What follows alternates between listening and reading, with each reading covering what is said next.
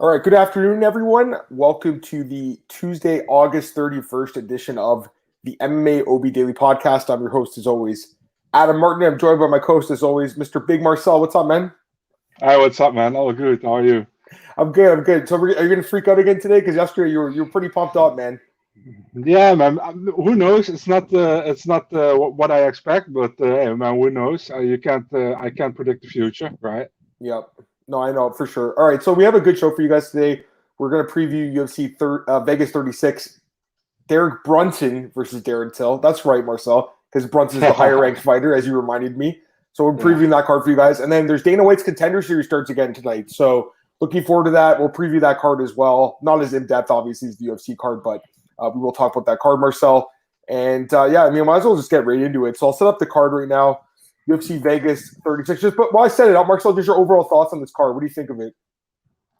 I mean, we gotta be honest, man. It's been pretty downgraded. You know, you had fights on it like Paul Craig against Alexander Gustafsson. You had Jack Shore against Said Nurmagomedov. We had Ankalaev against Özdemir. Alex Perez against Matt Schnell. So it's pretty downgraded, to be really honest, man. It's still a good. I mean, it's an okay fight night card, you know. But 10 fights. I mean, let's hope nothing happens anymore this week because 10 is a little bit less. But we'll see what's going to happen. I mean, there are still some good fights on the card, still some fun prospects on it. So looking forward to it still. Yeah, no, for sure. I mean, there's still 10 fights left, and let's just get right into them. So we'll start with the first fight of the night. As always, guys, that work our way to the top. And the first fight in the card, Jonathan Martinez takes on Marcelo Rojo. And the odds for this one, Jonathan Martinez minus 165, Marcelo Rojo plus 145. And we got Glenn in the chat. What's going on, Glenn? And he's asking how many more fights will get canceled. I hope none, man. I mean, realistically, maybe one of them. I mean, who knows? Like COVID, obviously, and visa issues. But it looks like the visa issues are not going to be an issue. It's going to be just COVID tests, I think, or injuries. Anyways, let's get into this fight, Marcel. Jonathan Martinez, Marcelo Rojo. What do you think? Yeah, Marcelo Rojo, first of all, beautiful first name, gotta say. Sorry, I have to say it, man. Is that your full name, by the way? Is it Marcelo? No, mine is just Marcel. Marcel, and nothing else. I don't have a second, third, or fourth name. It's just Marcel. Yeah. So, I mean, I really like Marcelo Rojo, man. I think he's a good fighter. He came from Combate, where he was very solid, and yes, that weird. Why do you say that? Velociraptor when he wins. I don't know how you say that. Yeah. His little move, he goes like this, kind of like that. Yeah, right? yeah. That's funny jokes. It's interesting. Go ahead. Had an amazing fight against Charles Jourdain last time in his first. I saw that comment. Yeah. In his first debut in the UFC, should have got fight of the night. Both guys and that event didn't get it, but that was an amazing fight. And I find Jonathan Martinez. If you look at Jonathan Martinez, man, he was on a good streak, man. I honestly think he defeated Hugel. It should have been on a 5-fight win streak, and then he got slapped by Davy Grant. So the thing is, I think this is a much closer fight than many people think. You know, I think Jonathan Martinez is here the favorite, and he should be the favorite. But Marcelo Rojo, you can't underestimate the dude, man. I think he's legit. He's a good fighter.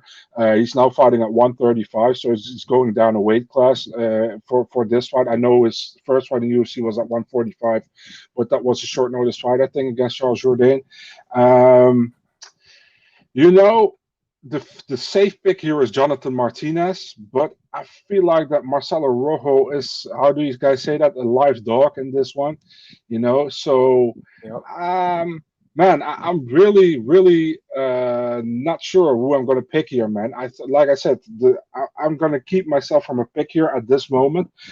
I'm going to say Jonathan Martinez is the likely pick if you want to play it safe, but if you want to take a little bit of a gamble, for sure go with Marcelo Rojo, man. I think he can definitely do it, man. He has talent. He's a good fighter, so I'm not really sure yet. So I'm not going to give you my pick for this one, man. I gotta be honest. That's fair. So you're leaning a little more like towards Rojo, if anything. I mean, I kind of feel like similar to Marcel. I think this fight's pretty close.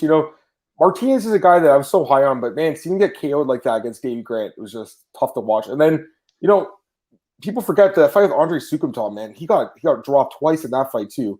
So as good as he looked during his streak, like he looked really good, especially against Frankie Saenz in that fight. It looked amazing. when he loses, he looks pretty bad, man. So it's just hard to trust him right now, I find. Like, I know what you're saying. I kind of agree. It's like the quote-unquote safer pick of the two guys just because Rojo, he got knocked out in his UFC debut as well against Jourdain, and he has a lot of losses in his career, obviously, too. But I do think the guy is, there's a lot to like about him, too, man. He's a very aggressive guy, very aggressive fighter, and he's got some knockout power. We've seen him knock some guys out in brutal fashion. He's got a lot of experience, too. So I kind of agree with you, Marcel, in that he's a live dog for sure.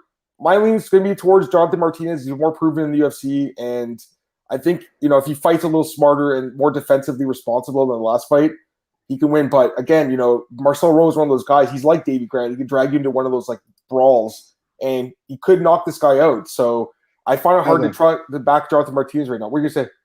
I'm not gonna lie, man. This is a fire fight to start of the night. I mean, this should have been higher on the card. I really like this fight, man. I think this is a very good fight. Yeah, no, I agree. It's a fun fight. Two strikers, from what I've seen. So I think it's going to be a stand-up war, and we'll just see. Like, I think Martinez will play a little bit more safe than he did in his last fight, and I think Rojo is going to just do the same thing as he always does, and he might get the knockout, but I don't think I could bank on it. So I'll take Martinez by decision, or maybe by knockout even, because Rojo is very aggressive. He leaves himself open. We'll see. It should be a good fight, though, guys. It's going to be an excellent, excellent fight to kick off the card, I think.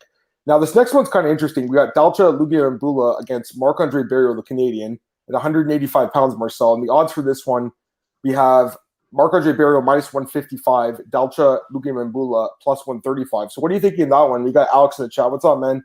How's it going? What are you thinking in this one, Marcel? This is a fight like...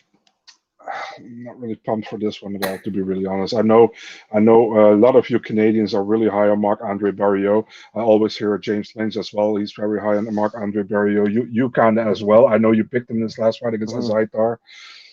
I really don't see it, to be really honest, man. I think he's not bad. He's not bad, but he doesn't show me anything. It's like, yes, you know what I mean? And that's also with Dalcha, to be really honest, man. I mean, he came in the UFC. He defeated Dequan Townsend, but that was a fight he was supposed to win. I think he lost to Ankalaev, which can happen. I think Ankalaev is probably top 10, if not maybe top 5 in the division, but we will see that later. And then he won against Marcus Perez. He dropped the weight class to 185. So for me here, it's like I have a really bad read on this fight, man, to be really honest. I think Dalcha can knock out Marc-Andre Barriault out, but we saw last time, man, his cardio was good for Marc-Andre Barriault, and Abu Azaitar's cardio sucked. Let's be honest. And if Marc-Andre Barriault can make sure he doesn't get knocked out in the first round, I see him taking a decision. So this is probably my first time I'm going with the Canadian here, so I'm taking Marc-Andre Barriault via decision. Glenn said for the last fight, by the way, he's pointing out that only 3 of Rojo's fights got the distance, worth the bet in the fight, not going the distance, possibly. I mean, the guy's definitely durable. That last fight was, I think it stopped the last 30 seconds. But yeah, I would, there's probably a good chance that fight does end inside the distance, especially in a smaller cage where there's a slightly higher chance of a fight ending inside the distance. All right. So I actually kind of feel the same way with you on this fight. I think Dalcha is actually a pretty good fighter, Marcel. I really do. By the way, his age is listed wrong on Tapology, guys. It says he's 36 there. He's 34. According to UFC stats. Pardon? Dalcha. Yeah, he's 34. He's not 36. I'm not saying you said anything, but I'm just saying Tapology listed wrong. I'm going to change that right now. Yeah, he's 34. So that is wrong. He's born 87. So he's a year older than me. Just let's not say the guy's 36 if he's not. You know what I mean? Like, that's a big difference, I would say. He's a pretty good fighter, man. I mean, he's got that judo base, right, Marcel? Like, that's the thing. He has a good wrestling base, and he's got vicious power. We saw it a few times now. Dequan Townsend, Alan Badeau in EFC. But this guy really fades as the fight goes on, Marcel. That fight with Marcus Perez, he lost the 3rd round, and that fight was exhausted in that 3rd round. He did win the first 2 rounds, but just exhausted. Mark Perez is not in the UFC anymore, guys. Against Magomed Ankalaev, he barely threw any strikes. It was hard to watch that fight. What do you say? Refresh the page. Refresh the page. For what page? Tapology? Dalcha. Yeah. Okay, there you go. Thank you for fixing it, Marcel. Sure. There you go. You got the moderator. You know what, Marcel? If I see some more mistakes on there, I'll let you know. Because I saw some, just like, not really mistakes, but sometimes I'll see a fight that doesn't have a method of finish that I've seen somewhere on YouTube or something. I'll let you know.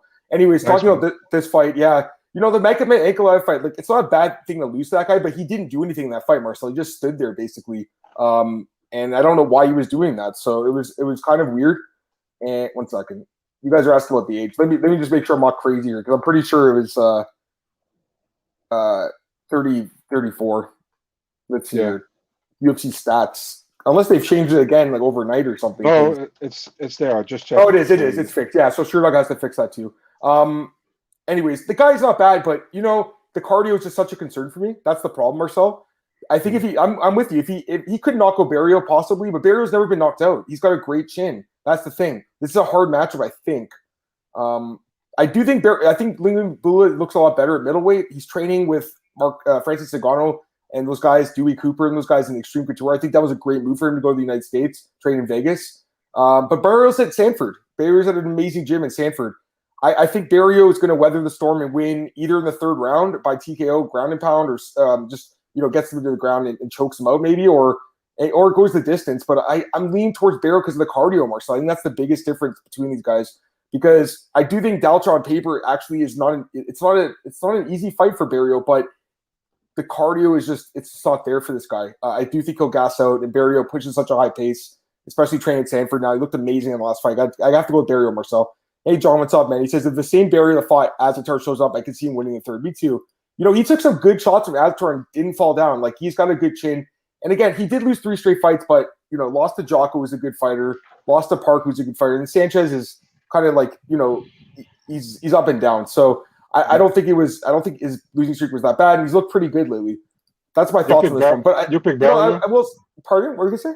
You pick Barrio, right? Yeah, I'll pick Barrio. Yeah. Let's go to the next fight here. Go ahead.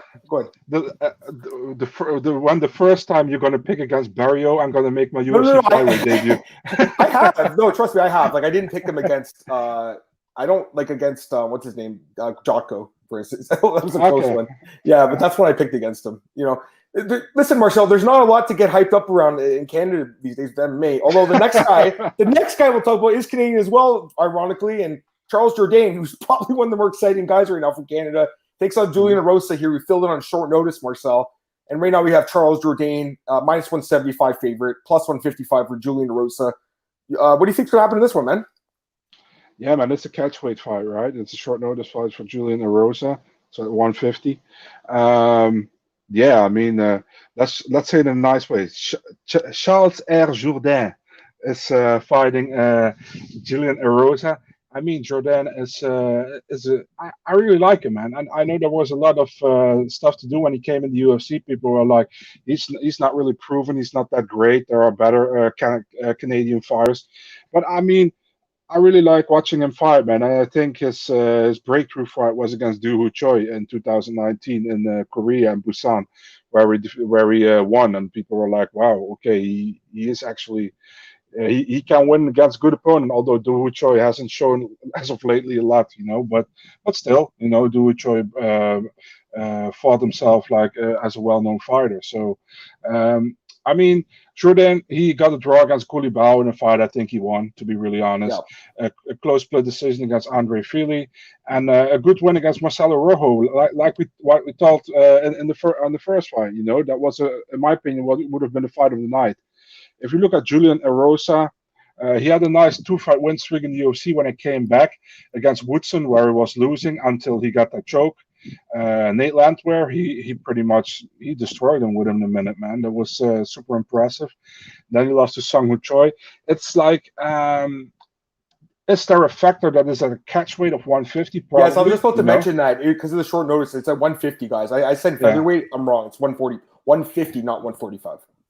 Yeah, it's probably I would say yes normally. Rosa is probably bigger than Jourdain, but I mean, Jourdain has more quality as a fighter, I think. I really like how Jourdain fights, and I see Jourdain and Erosa making this a pretty fun fight, to be honest. And I think it will be a decision win, but I think Jourdain will probably get at least 2 of the 3 rounds. And I'm taking Charles Jourdain here. Let's get some comments here. We got Ak here. Greetings from Germany, first time here. Appreciate a lot of your work on Twitter, Marcel. Hey, what's up, man? Glad you're here, man. We got your boy David Zawada later on in the card. We'll talk about his fight. Jose, what's up, man? He says Lucas Bresky's fighting on September 14th. This team commented on Instagram. Yeah, so that fight with Dylan Potter's been rescheduled. I think it was COVID. He's saying Dalton's a specimen. He is, but when he only throws, I forgot to mention this, but it was a number I wrote down. Dalcha only throws 1.85 significant strikes per minute, or he only lands that many. Marc-Andre Barrero lands 5.36. That's a big difference in volume, guys. Like, that's another thing I forgot to mention. So, again, he can land that death shot for sure because he has power, but if he doesn't, he's going to get out cardio and out volumed. He's picking Jourdain by decision. I'm kind of with you guys on this one. I like Jourdain in this fight. For me, Julian Rosa has never been a guy that I've been too high on, Marcel, honestly. Like, he has looked good at times in the UFC, like when he fought Nate Lambert, locked him on flying knee, or Sean Woodson came back and won with the dart stroke. But it's a guy that we've seen get finished many times in his career in the UFC. A guy that, to me, is like borderline UFC caliber. I think it should be an exciting fight for as long as it lasts, but I think Jourdain wins this fight. And honestly, I think he might even finish this fight, man. The guy has some power, as we saw against Choi and Rojo. And, I mean, if you look at his wins, Marcel, almost all of Jourdain's wins are inside the distance. So if he wins this fight, it's probably going to be by stoppage, guys. I do think he can knock out Rosa. Rosa is a lot taller and longer. That is something to keep in mind. So maybe it's going to be a little bit more tricky, I guess, on the feet for Jourdain than otherwise would be. But I just think he's the better fighter, Marcel. I really do. And, again, Rosa's a guy I like to fade. It generally pays off. He doesn't win that many fights in the UFC. Give me Charles Jourdain, but I'm going to take him by knockout in this fight, Marcel. I think he can knock out Julian Rosa.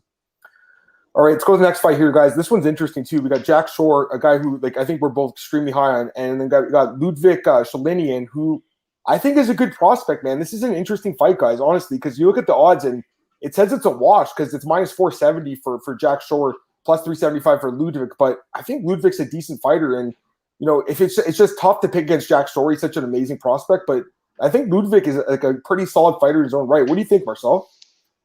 I like Ludwig from what I saw in the Ultimate Fighter. He's a good fighter, I think.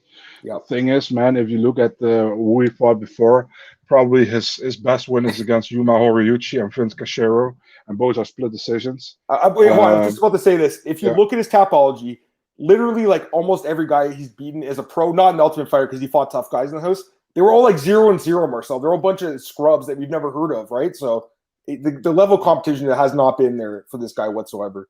What are you going to say? On the other side, I agree with you. On the other side, it doesn't always make a case of being not a good or a great becoming a great fighter. I remember when Nasrat Hakparas signed with UFC, there were media members on Twitter like, "How can UFC sign this kid? He's fighting 0-2, 1-8 guys, 0-3, and now he's between top 15, top 20 probably, right now. So he's doing well, and he's getting a big shot at the next card against Dan Hooker. So, I mean, you never know how it goes. If you look at Jack Shore, I mean, I've been super impressed by him. I was already at Cage Warriors. I still feel embarrassed that I was at the media room in Antwerp, or where was it, in Brussels, and he was next to me, and I didn't saw it on time. That's really stupid. He's a good fighter, man. I really like him. I think he is really solid on the ground. I think that's where he's the strongest part. I also like his stand-up. I think in the Hunter Asher fight last time out, we saw that he is really good, man, and that he can compete with these guys, man, and that he's not just a guy from. You see many times guys coming from Europe and don't do really well in the US, and I think Shore is a guy who can go pretty far in the UFC. Unfortunate for him, Saidnur Magomedov had to pull out with visa issues. Then Lasishvili was the LFA champion, had to pull out due to an injury. Now he's getting Ludwig Shalinian. He should win against Shalinian. There is nothing much to say, No disrespect to Shalinian. This is a short notice fight for him. This is against one of the biggest prospects in the UFC, in my opinion, and he gets fed. Shalinian pretty much got fed to a high prospect in the UFC at this moment, and for Shalinian, there's a huge chance to still get in the UFC. So of course he took the opportunity. Shore should win this one. Will he finish him? Maybe. I'm not sure. I'm going with a unanimous decision. I don't think Jack Shore will take too many risks against a guy who is pretty unknown for him, I think, to be really honest. And Shalinian is a good fighter, but this is a little bit of a step too much, in my opinion, at this moment. Yeah, and Clint, to answer your question as you answer yourself, because he was on Toffin, there's a short notice fight here for him. Like Marcel said, Saeed Nurmagomedov fell out. And Beck saying, look at the stats of Khabib's board. It's very similar. A lot of 0-0 guys, right? But he started, that was for the first 5 fights. Then he started fighting some guys with decent records. I do think Shalinian's not a bad fighter, though, because we saw him on the Ultimate Fighter, Marcel. He hung in there with some really good fighters on that show. I think he's decent. I think the line's a little excessive, guys, honestly. And I say this as a massive fan of Jack Shore. I've bet on this guy in all his fights in the UFC so far. And he's maybe some good money. I mean, the guy, especially when he submits guys, he looks amazing, right? Like, to me, it's like this guy is one of the best prospects. Is this the guy he's going to lose to? I don't think so. You know what I mean, Marcel? But I do think Ludwig in general is not a bad fighter. I think he can win some fights at the UFC. I just don't think this is a good fight for him against a guy in Jack Shore. Marcel, he lands 5.52 takedowns per 50 minutes. That's incredible. Like, that's a lot of takedowns, guys. And Ludwig's actually a good wrestler too. That's the thing. But I don't think he's a good enough wrestler to thwart off all these takedowns from Jack Shore. And Jack Shore gets everyone's back at some point, Marcel. You know what I mean? Like, he'll probably get this guy's back at some point. I don't know if he'll choke him out, but he'll probably get his back and get position on this guy. So I'm going to take Jack Shore. Don't get me wrong. Take me. I'm just saying I feel like the line at minus almost 500. That's a little disrespectful towards Shalini. And I think it's just because everyone's so high on Jack Shore, and I understand that. But this guy is not a bad fighter, and we've seen a lot of upsets lately, guys. So don't just completely write this dude off because you haven't heard of him. You know what I mean, Marcel? Like, there's been a lot of upsets lately, guys, in the UFC. Mm-hmm. I don't think this will be one, but after Meredov lost last week to Mearshart, who knows, man? All right, let's go to the next fight. Ji-Yeon Kim against Molly McCann, women's 125. And this fight, pick a Marcel, minus 110 odds each. So pick your winner in this one, Marcel. Such a tough fight, man. I know many people will say Molly McCann will win the fight, but I mean, I'm not even sure. I really like Molly McCann. She's awesome. I really like her. But got to be honest, man, last two fights didn't look that great in my opinion. The Tyler Santos. I honestly was thinking like, man, Molly McCann can win this against Taylor Santos because I had still the Tyler Santos in my mind who fought against Mara Romero Barella, and that was apparently Tyler Santos' twin sister. So that was a joke. Adam doesn't hurt you to crack a smile. She lost 2 in a row, like we said. Before that, won 3 in a row in the UFC. Did look okay in those fights. I think against Belbita, first round didn't look that great, but she took it back in the second and third round. If you look at Ji-Yeon Kim, man, Ji-Yeon Kim is kind of an underrated fighter in the UFC, in my opinion. She is really like I pretty much said with JJ Aldrich yesterday. Nobody really takes notice of both of those girls because they are like not really how do you say that? Not really loud. They don't say a lot. You don't see them often. But they are not bad. You saw against Alexa Grasso, she lost that fight, but didn't look that bad in my opinion. I gotta be really honest, man. The Justin Keys fight, she won that split decision. In my opinion, she didn't win that fight. But overall, this is a very close fight, and I 100% agree with the odds. I have a really hard time to pick here, but my gut feeling says that Ji-Yeon Kim going to win the fight, man. I don't know why, but I really have the feeling she's going to win the fight, and I hope that is a good fight, and I really don't mind who wins. Don't get me wrong. I really like Molly McCann, like I said, but I really have a feeling Ji-Yeon Kim going to win the fight somehow. Close fight, split decision, either way, will be really close, I think. Yeah, I think it's competitive for sure. I mean, the odds indicate that, but I lean towards Kim as well, Marcel. There's a few reasons. Number one, 10-inch reach advantage. That's massive, guys. 10 inches. So Molly McCann's going to have to get inside that reach to land shots. And you know what? Molly McCann is definitely an aggressive fighter that moves forward, but that's a lot of reach to get inside of Marcel. 10 inches. She's also 3 inches taller, Kim, which I like. And I think Kim is the cleaner striker. I really do. I think she's the more technical striker. I just would like to see her throw more volume. Some of her fights, she's a little bit inactive in her fights. But when she looks good, like against Nadia Kassem, guys, with that body shot knockout, she looks really good. Molly McCann has had a nice run overall. I mean, not nice. It's 3-3, but at one point had a 3-1 record, right? But, Marcel, she looks like she's on the decline to me, to be honest with you. She's looked terrible in the last 2 fights. Yeah, she was fighting grapplers, but she was completely dominated. Laura Procopio, who she just lost to, is not – I don't think she's in the UFC anymore. She was recently released by the UFC. Yeah. And Tyler Santos, that's not a bad loss. I'm just saying, like, it's weird because McCann can be dominating fights on the ground, but she can also look pretty good with the wrestling too against, fighters like Lipsky and Belbita, who wasn't good back then. I don't know. I mean, I think it's a close fight just because McCann is so aggressive.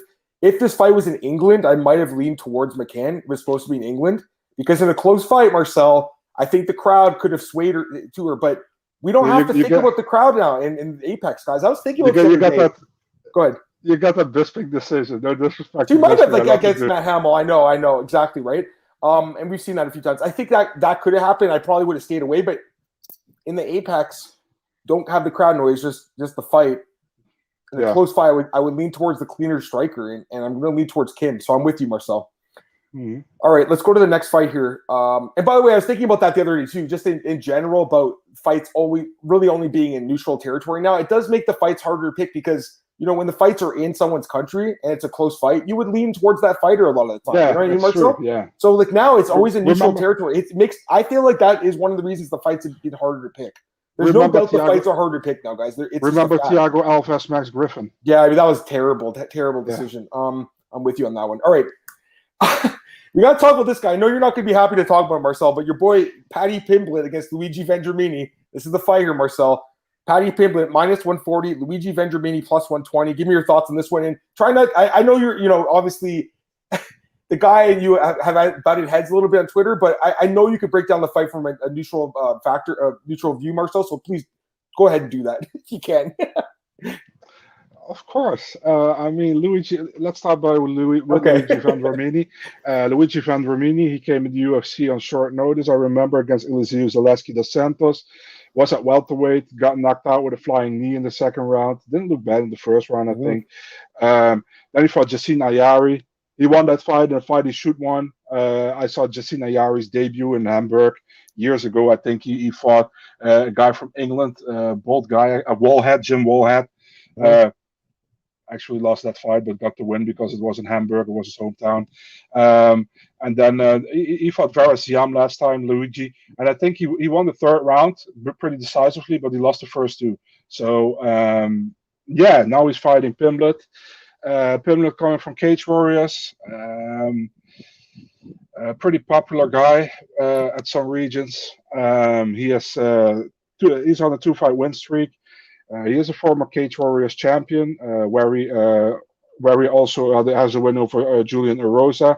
Was the featherweight champion there, lost to Nat Narimani, went to lightweight, lost to Soren Bak for the also unanimous decision. But Bak is a decent fighter, man, fighting in Bellator right now.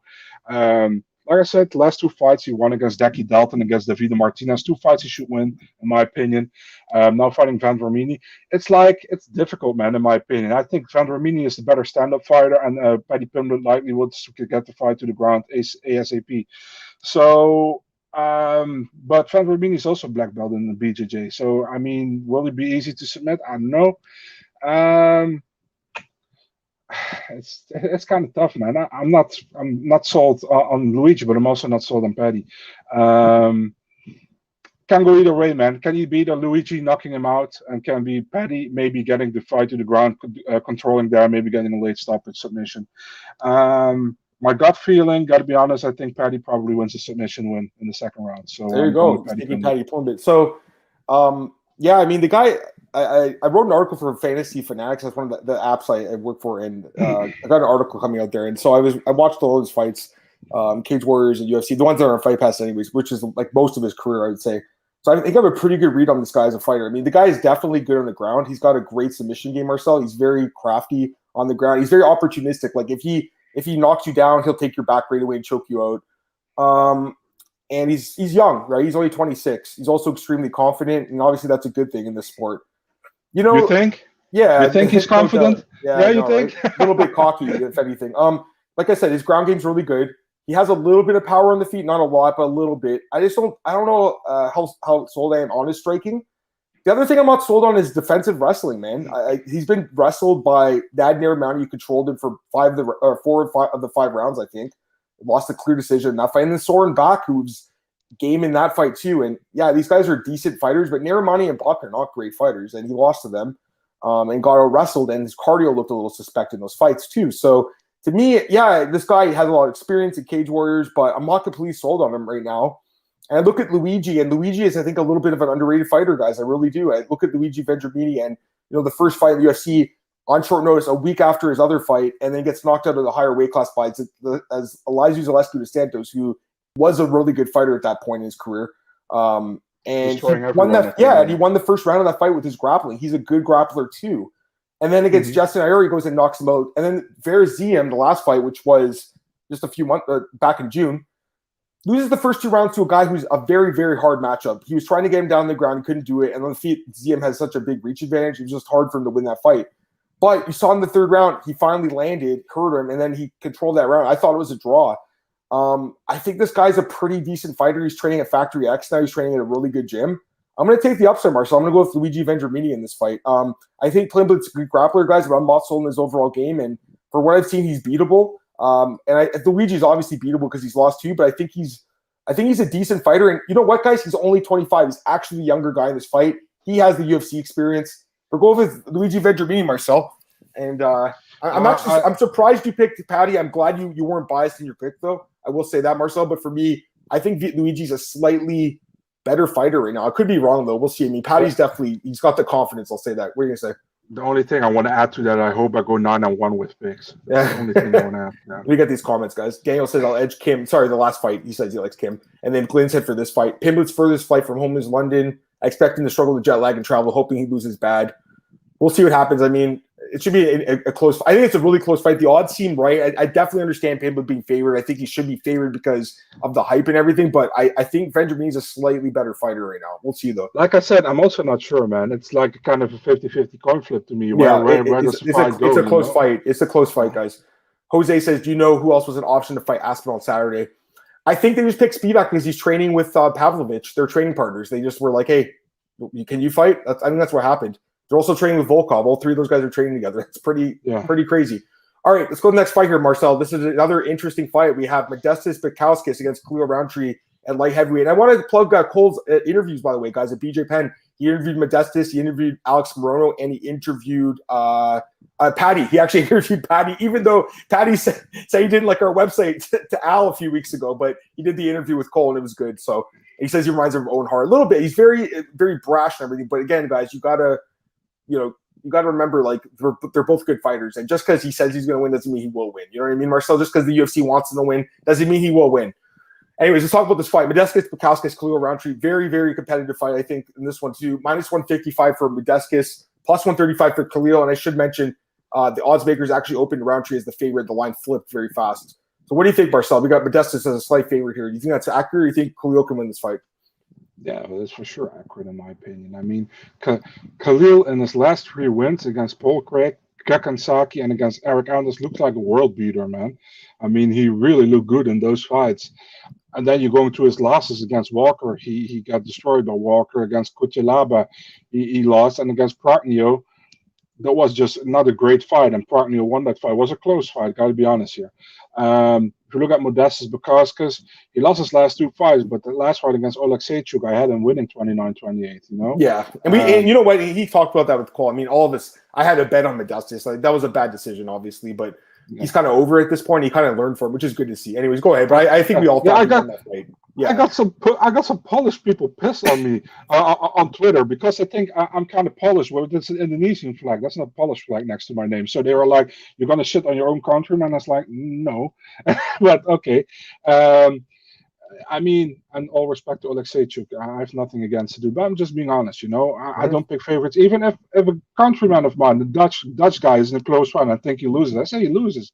I'm just honest. You know.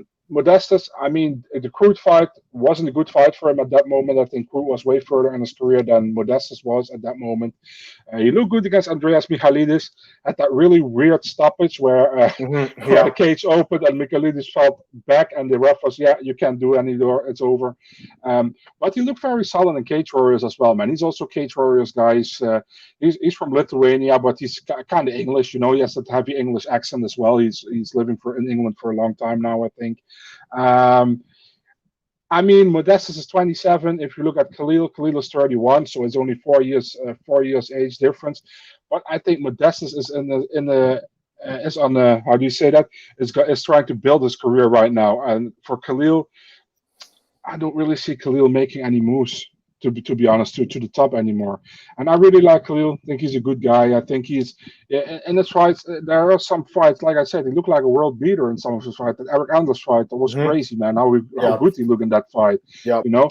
But got to be honest, man, I'm going with the youth here. I think Bukauskas has a lot more upside in this fight, and I'm taking Bukauskas to stop Roundtree within the distance. So second round TKO. There you go. So I think it's a really interesting fight. I mean, they're both guys who like to stand and bang. That's the thing. Like, Khalil sucks against grapplers. Like, he'll get choked up on any decent grappler, I think. And he did lose his last fight to Pratchett, but, a lot of people thought he won that fight. It was a very, very competitive fight. And I know the stats say he should have lost, so it is what it is. But it's not like he got blown out. He did get blown out by Cutelaba. He got blown out by Johnny Walker. So, it's scary betting on this guy. But when he looks good, Marcel, he looks amazing. Like you said, like against Saki, he looked amazing. Carl Craig and Eric Anders. So it's just like which version of this guy shows up. He's very flaky. He's a very flaky guy. Because when he shows up and looks good and he's in shape, he looks amazing. But when he doesn't show up mentally prepared, he looks terrible in some of these fights, like very flat. Modescus is decent, but I see a lot of holes in his striking though, Marcel. He's very hittable, this guy, in his fights, and he gets cracked in almost all of his fights, guys. So even though I find it hard to trust Khalil right now, I actually think this fight kind of favors him stylistically because I think he's the better striker. I think he's the much better striker. So I'll lean towards Khalil, but as a slight underdog here, but it's definitely a competitive fight. And if Modescus fights smart and just grapples him, I think he'll win easily. It's just he hasn't grappled in his career in the UFC yet. He's only standing and banged with guys. And against Khalil, man, a guy who throws nasty kicks, and Bukauskas, I was watching some of the fights back again, like doesn't check kicks really, good guys. And that's a problem against Khalil, I think. So again, it's hard to really trust Khalil based on how he looks at times, but I think he can win this fight. So I'm gonna go with, it's crazy it sounds, Marcel, after because he's so disappointing. I'm gonna go with Khalil Roundtree, even though the guy's really disappointing to me. Let me get these comments, guys. Glenn's never betting on Roundtree again. I can't blame you. Daniel says Khalil put Pratchett back on track. Yeah, Pratchett looked great in his last fight. Khalil should maybe try his luck in middleweight. Maybe. He looks really good, by the way, and in the photos, but we'll see how he matches up. I think that obviously Modestus is a slightly bigger guy. Groenhart's MMA debut. Who is that, Marcel? Groenhart. Sorry, what was the name? I was asking about Groenhart. Who is that, Jose? Brave? Myrtle Groenhart is a Dutch kickboxer from Glory, former champion. He's going to make his MMA debut on October 10th. For Brave or? No, for LFL, Levels 5. Okay, there you go. Daniel saying he's going to edge Patty in the last fight. That's fair enough. Okay, so yeah, we're kind of splitting this one, I guess. We'll go to the next fight here. Alex Morono against David Zawada. Another interesting fight. I think it's a fun fight. Zawada, he had a full camp. Morono has been training, by the way. He's been in camp with his teammates like Brahim Maj and those guys and Turkio. So he's in good shape for this fight. But he came in a short notice, 2 weeks notice. Keep that in mind. Still the favorite though. Morono's minus 140 and Zawada plus 120. What do you think? The funny thing with Zawada is he's 1-3 in his UFC career, but in all of his fights he was competitive. In literally all of his fights he was competitive. I think the EMF fight was super close. The Danny Robert fight was close. Against Li Jingliang, he got stopped in the third round, but that was a good fight in my opinion. And Abubakar Nurmagomedov was a huge underdog, and he pulled it off. Something I called. I'm still happy with that one because I don't call too often upset. So yeah. But I really like Zawada. He's a good fighter. If you look at Alex Morono, I think Morono is one of the more underrated guys in the division, man. I think he doesn't get the love that he deserves to get. If you look in his UFC career, he has four losses, actually 5, but 1 is a no contest because of pot use of Nico Price. But he got 4 losses against good opponents, man. He lost to Anthony Pettis. He lost to K.S. Williams, where he got knocked out within 30 seconds against Jordan Mean. But he got some good wins as well, man. And recently he stopped Donald Cerrone in the first round. Got that win against Rhys McKee, where McKee had that his bit under the octagon. Remember when they started to get the search for to get that the thing out of the mount guard. I mean, I remember when he fought Max Griffin, when he fought Zach Otto and Song Kenan. Many people were on the other side of the opponents. And I was on Morono the whole damn time because I think he's solid, man. He's good, And he trains with a good camp before this MMA. He's fighting Zawada now. Zawada from the UFD gym in Düsseldorf in Germany. Well, he's training American Top Team now. We should mention that he's in the United States now. He's at American Top Team now. Yeah. Oh, Zawada. Yeah, he's at American Top Team. Yeah. Normally a trainer. Now he is. Okay. Yeah. He got his visa and came over. Yeah. Oh, perfect. Okay. Yeah. Still going with Morono, man. Morono all the way, in my opinion. I'm taking a decision here with Morono. I think that's a more safe pick. I don't see Zawada stopping Morono, and I don't see Morono stopping Zawada. I think it will be a fun fight. Might be fight of the night. Going with Morono on this one. No, I love the fight. I think it's a great fight, But here's the thing: like I was all over Morono in the last fight against Cerrone, and obviously won really easily in that fight. I don't know about this one though. I think this is a harder fight. I think this Cerrone. Even though maybe people don't know who Zawada is, he's a very game opponent, like you said. But people look at his record and see 1-3 and are like, that's not a good way. Yeah, he could be 3-1. He really could be. Yeah. The guy's good, man. He's good everywhere. That's the thing. He's good everywhere. And again, watch Morona's interview with Cole. It's actually a very good interview. Morona has a high fight IQ. He's like, I've watched tape on this guy. I've watched all his fights in the UFC. He was talking about all the fights he had. Like, Morona's a fight nerd like us guys. Like, he loves watching the fights. So that's cool, and I love hearing that. And the guy is really good. By the way, he said he makes like 100,000 to show and 100,000 to win basically in his fights, Marcel. He's on his 5th UFC contract. Yeah, he's on his 5th contract now. So that's good money for a guy who's not top 15. So a lot of people complain about fighter pay, and I think it's justified in a lot of cases. A guy like this, not top 15, making, he said he's going to make $500,000 this year, guys, for 2 fights. That is really good for a guy who's not ranked. Mm-hmm. So, I don't know, though. I mean, yeah, he's been training and everything, but Zawada's been training for this camp, too. Zawada, I love the fact he went to American Top Team. That's amazing. That's one of the best gyms in the game. And I think this guy is really good and really game. Like, Morona is going to have a hard time, I think, with this guy. He's always doing something in the fight. Like, it's not an easy fight. I'm actually leaning towards Zawada a little bit, Marcel, as an underdog. I think the odds are a little bit off here, guys. I got to be honest. Like, I get Morona had a big win, but Zawada is good, and I think he's underrated. I'm leaning towards Zawada, maybe a decision. I think it's going to be a close fight, but I think he can edge it out, be a little bit of a better grappler, a little more control against the fence. And he's got a little power in the feet, too. Morona's the better striker, I would say, but Zawada's game, too, guys. So it's a close fight, Marcel, but I'm leaning towards the underdog. I actually am in this one. Let's go to the co-main event, guys. Tom Aspinall against. Oh, by the way, we have Daniel says he likes the great weight, but he lost to Pettis. He's going to take Zawada's too. He did lose to Pettis a couple fights ago. Everyone's forgetting about that. Pettis looks like terrible these days too. So that's a pretty bad loss, I'd say, at this point. Not that Zawada's losses are any better though. I mean, he's got some losses too, but again, competitive in his losses and underrated based on his record. Okay. Co-main event, Tom Aspinall, Serghei Spivac, and Aspinall. I think he's second biggest favorite in the card behind Jack Shore, minus 250, plus 210 for Spivac. You like Aspinall, or do you think Spivac can pull it off? I like Aspinall, man, but this can be a dangerous fight, man. I mean, Serghei Spivac. I remember when he came in the UFC and he got absolutely destroyed by Walt Harris within 1 minute. I was like, it doesn't look good, And since that, I know he lost to Tibura, but he won 4 other fights. He looked really good against Jared Vanderey, and he won against Olenek last time out. If you look at Aspinall has looked phenomenal so far in the UFC, in my opinion, man. He defeated Jay Collier, he defeated Alan Bordeaux, but his best win is against Andrei Arlovski, a rear naked choke win in the 2nd round. Really big win for him, I think, in the UFC against a really established name, a former champion. And against Arlovski, who was on a very good streak again in this later MMA days, So now fighting Spivac. Spivac is a short notice fight for Spivac also.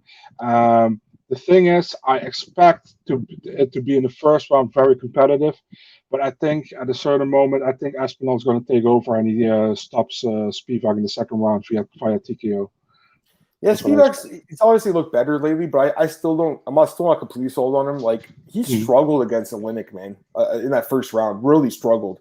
Olenek's like ancient. He's like 45 years old, and he struggled in that fight, guys. Like, yeah, he won the decision, but again, losing a round to that guy, that is rough, I think, at this point in his career. And the guys he beat, he beat them like Felipe and Videri, got them down and stuff, but Tom Aspinall is like a much better grappler. He's a black belt, I think, in the ground, and we saw it against Arlovski. The fact he got submission in that fight was extremely impressive, and we saw the knockout power of the fights before that. I'm going with Tom. I have Tom Aspinall all the way in this fight, Marcel. I love him in this fight. I believe in this guy. I'm not going to bet against him for a while. This won't be the fight I'm betting against Tom Aspinall, and I'm taking Tom Aspinall. I think he finishes Serghei Spivac, man. Spivac, he got finished by Walt Harris. It was pretty fast, and I think Aspinall could do the same thing. If not, I still think the guy's cardio could hold up and he could grind it out too. But again, Spivac's a big dude. He's got some wrestling, so if it goes to like the late 3rd round or something, who knows? But I think Aspinall will get him out of there faster than that, I think. Give me Tom Aspinall. All right, the main event of the evening, Derek Brunson against Derek Till. Very interesting fight. Minus 175, Darren Till, plus 155, Derek Brunson. And let me get this comment from Daniel said in the last fight. He says, Aspinall knock on the feet, so he likes him too as well. Let's talk about this main event, Marcel. Derek Brunson, Darren Till. Like I said, slight favorite for Till here. For Brunson's the underdog. What do you think's going to happen in this one, man? Very interesting fight. I think the winner, probably 1 win away from the title shot, I would guess. So what do you think's going to happen in this one? Absolute headache fight to predict, in my opinion. If you look at Darren Till, we know what he wants. He wants to knock your head off. That's what Darren Till wants. That's where he's looking for. Last 4 fights, 3 losses. For the title against Tyron Woodley. We all saw that against Masvidal, that knockout. Then he won a split decision over Calvin Gastelum, which should have been unanimous in my opinion. And then he lost to Whitaker, and a fun fight, but he lost it. If you look at Derrick Brunson is on a nice streak since losing to Israel Adesanya, man. 4 wins. Very solid win against Kevin Holland, exactly the way we expected. Then Atman Shabazian.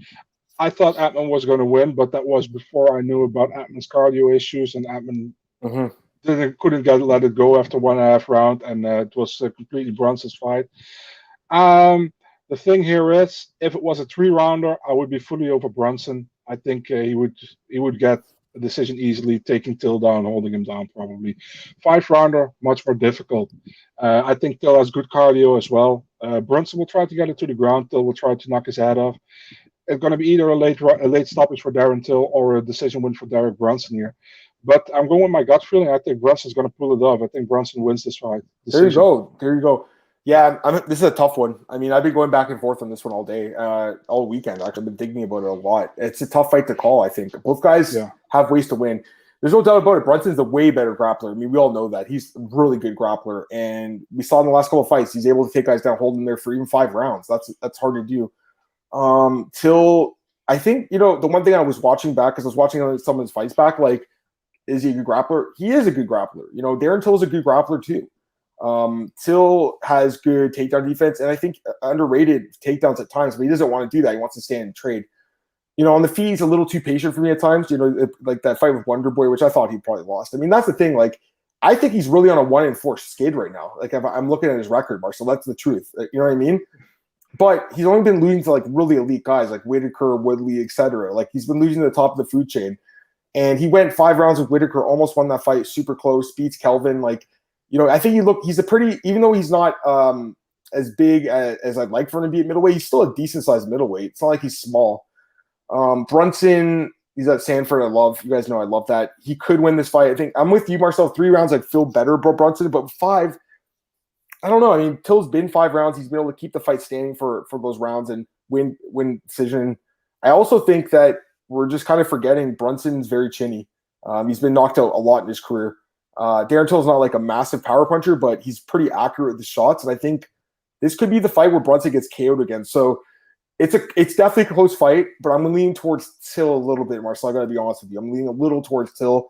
And this is after a lot of thought. It's not like I just flipped a coin. I thought about this fight a lot, but I'm leaning a little towards Till just because he is only 28 years old. Brunson's 37. That's a big age gap, guys. And I think that Till, he's more in his prime right now. Brunson's looked amazing, don't get me wrong, but he was hittable against Kevin Holland on the feet when the fight was on the exchanges on the feet. So I don't know. I think he could get caught again in this fight. We'll see. It should be a great fight though, and Brunson definitely has a path to victory with the Western. Yeah. I have to ask you, man, because I hear that from a lot of Americans, and I know you're Canadian, but you're all the same, man. For Europe is also all the same for you guys, so you're all the same. I'm just kidding. But you all say like Darren Till lost to Stephen Wonderboy Thompson, and I really want to know why you guys think he lost to Stephen Wonderboy Thompson, because I don't agree with that at all. I thought he just got edged out on points. It was a close fight, but I'm not alone, Marcel. I mean, I looked at MMA decisions. No, you're not alone. Many people think. I want to look at let me look at it again. If you look at MMA decisions for that fight, which again, competitive fight, I'll put it on the screen right now. I mean, it's on, honestly, Marcel, it's you're in the minority in this one. I mean, this was not, I don't think it was that close of a fight personally. I thought Till Thompson won 4 rounds.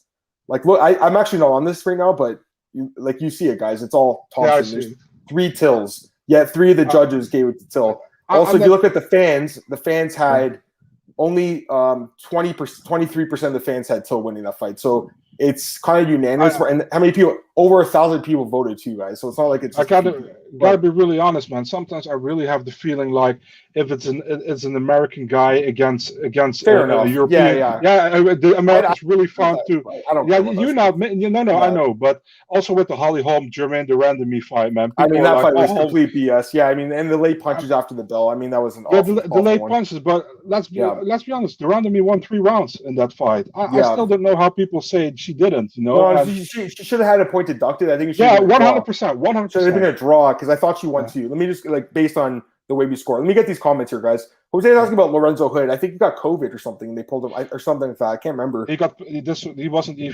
not even booked anymore. It was Dylan. Yeah. Daniel's taking Till. He says headache after headache, but it really isn't. Brunson won last week because he fought Flakes. I'm kind of thinking the same thing as you, Daniel. I say that as someone who likes Edmund and Holland, but they're both flawed fighters. Till's a little bit more solid. We saw against Whitaker. Marcel, Whitaker's really, really fucking good, and he had a problem with it. That was not an easy fight for him. So, and we'll see. But the other thing is Till hasn't fought in a year. That always I don't like layoffs, even though the stats say that they don't matter as much as I think they do. Jose says, "Do you think Brunson gets cut?" That's interesting. I don't think so, but he's not an exciting guy, really. That's the truth. He was at one point. He was knocking everyone out. Then he went back to his wrestling. Quite frankly, he's fighting smarter, but it's not as exciting to watch. You know what I mean, Marcel? He dropped his nickname from when he was at Strikeforce, the human blanket. Yeah. In Strikeforce, I thought he was the most boring fighter on the planet. Because I've been watching Derek Brunson fight for a long fucking time, and I was like so angry when they signed him to fight Chris Lieben. I'm like, he's just gonna lay on Chris Lieben. And that was I think it was Chris Lieben's last fight or second last fight. He just grinded him for 3 rounds. They did Chris Lieben dirty. Actually, he grinded him out, and then he got stopped by I think Munoz by a corner stoppage, ended his career. Daniel says it's a good point. Retirement rumors. I don't think he's going to retire, but if he loses, because he's not an exciting guy, maybe. Jose says, I think Candeliro versus the win. Yeah, that's what I'm thinking too. I think so too. Let's say they both lost. That fight was a sleeper. Which one? Thompson and Wonderboy. Yeah, that fight was terrible. It was not a good fight. I agree with him. No, it wasn't. Don't like Till's title shots. Go fight Candeliro. I'm with that too. As good as Till versus Whitaker. I agree with this too. That's the other thing. If you watch the fight, Woodley looked fucking terrible in the fight. Did not land one single strike. Got choked out. Got dropped, choked out. That was Woodley at his best, though, guys. That Woodley beat Wonderboy. I mean, that Woodley was aggressive. That's the one. That's the Woodley that used to throw strikes. Now he doesn't want to throw his hands more. So I don't know what happened to him. So yeah, it's a close fight, guys. Honestly, but I'm leaning a little bit towards Darren Till. Let's talk about Dana Contender Series. We only got like a few minutes left, but we'll give our thoughts on these fights, guys. These best fight odds, obviously. Give me your thoughts. I know Marcel. Obviously, we don't know. Let's be honest, guys. We don't know these guys as well as the other guys in the UFC card. Some of these guys we've seen fight on Contender Series before. Some of them are pretty good prospects. Some have fought UFC caliber competition, but they're mostly new for the rest of us. But I am going to watch it tonight. I love Contender Series. And I do think they're going to sign a couple of these guys because there's some good prospects on this card. So let's start with this one. Azamat Mirzakhanov against Matthias Scheffel. Mirzakhanov minus 45, Scheffel plus 385. So massive favorite here in Mirzakhanov. You think he wins, Marcel? Yeah, 100%. I'm really high on Mirzakhanov. He was also a champion at Brave, open weight champion. Hasn't fought since 2019. I think he was signed with the UFC at a certain moment, but then he got into USADA or something, a 2-year ban or whatever, and they dropped him. I think he was supposed to fight somebody. I can't remember. I think it was in 2017. But he's a solid fighter, man. He's good. And if you look at, he also got a win over Andre Muniz. Yeah, by knockout. By knockout, yeah. And he also beat Guido Innocente, who used to fight. Yeah. Well, he has some good wins. He has a lot of experience. The guy, and there's a reason he's minus 500, guys. Basically, and Scheffel, Marcel, look at his from light heavyweight. Marcel, he has 4 knockout losses, including a knockout loss to Rodney Wallace, who was in the UFC, wasn't good. Also lost to Clint Burrito in the UFC. Also knocked out by John Allen. I'm actually really wondering why he even got a shot. I mean, did someone get injured or something? Because, to me, there's not much special. This was from the start. This one was from the start. He's won 6 of his last 7, to be fair to him, but this is a guy who's been knocked out so many times. He also comes from 205, right? So RS is at 205. This one is at, let me double check. It's at 205, yes. Yeah, okay. So Mirzakhanov dropping weight from 265. Yeah. I think Mirzakhanov wins. I think he probably knocks him out, I would say. Yeah. In a small cage, too, I think he knocks him out. The next fight, Diego Lopez and Joe Anderson Burrito. Very interesting fight, minus 110 each. Fight. Yeah, this is a great fight. And again, guys, a lot of people obviously aren't going to be familiar with this fighter. Let's start with Diego Lopez. He has a lot of experience for a guy who's only 26. He's fought Ronnie Jason beat him, former UFC fighter. Marco Beltran, former UFC fighter. And Maceo Fulton, former UFC fighter. So that's some good experience, Marcel, against guys who were in the UFC for a while. He's coming in here, I believe, on short notice against Joe Anderson Burrito, a guy who's also on a nice win streak here. He's on like a 9-fight win streak, coming in from LFA.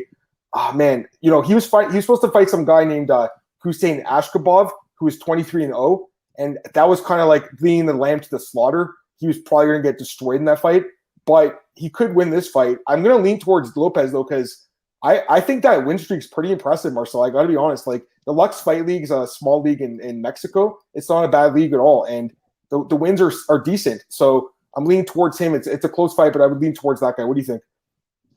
I feel like it's a very close fight, man. I'm really looking forward to it.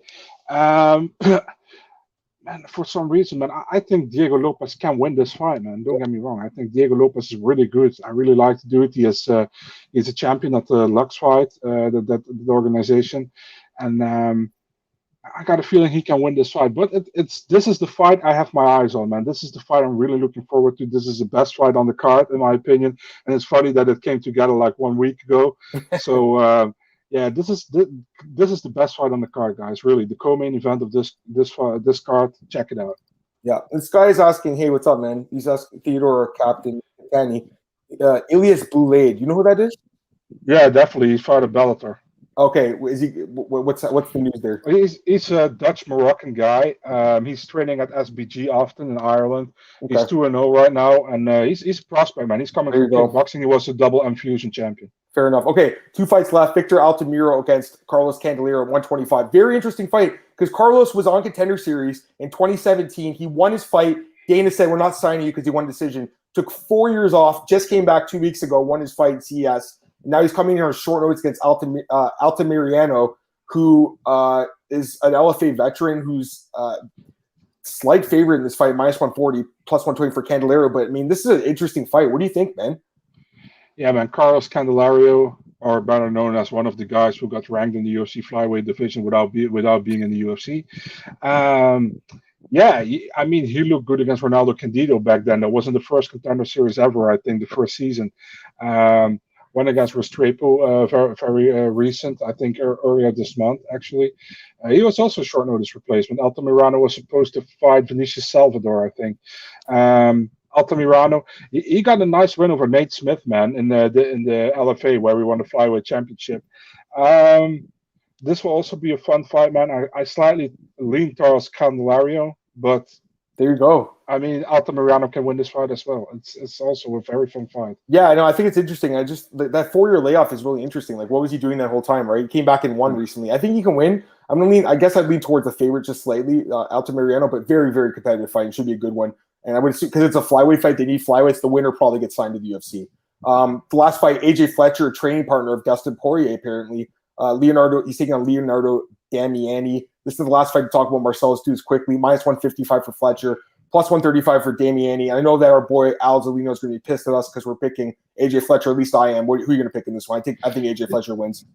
Yeah, me too. But I hope Leonardo wins because he's going to wax his chest if Leonardo Damiani wins, and he's going to get a contract. So let Damiani wins, and Al going to wax his chest, and he's going to make a video. And if he loses, then Al has to get the tattoo saying "I love AJ Fletcher," right? That's what he's saying. Or just I love Adam Martin and Marcel Dorff. Yeah, right.